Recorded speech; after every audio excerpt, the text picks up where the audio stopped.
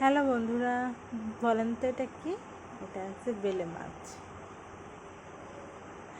আজকে বেলে মাছ দিয়ে এত গরমে সিম্পলভাবে রান্না করব।